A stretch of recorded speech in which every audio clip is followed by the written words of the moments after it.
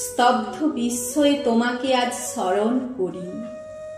মহাকাল চক্রে পরম আশ্চর্য অতি বিরল সেই আবির্ভাবকে, মানব ইতিহাসের ধারা যার পদাঙ্ক করে অনুসরণ। যুগে যুগে মানব সত্তার বিবর্তন, যার জীবন দুটি থেকে পায় মৃত্যু তরণ বেগ ও প্রেরণা। আবির্ভাব তোমার অতর্কিত অভাবিত, ইতিহাসের কোনো গণনা তার হদিস পায় না। আমাদের ধন্য করতে ইতিবৃত্তের কোনো মহৎ ক্ষণ তুমি খোঁজনি। সময়ের স্রোত যেখানে উত্তাল পৃথিবীতে, মানব বিবর্তনের তেমন কোনো কেন্দ্রবিন্দু নাওনি বেছে।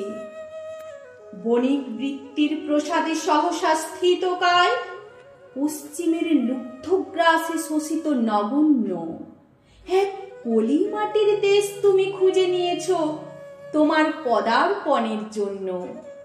অন্ধ সংস্কারের জড়ত্বে পঙ্গু সেই ভূমিখণ্ডের পরম লজ্জার একটি সময়সীমা করেছ নির্বাচন।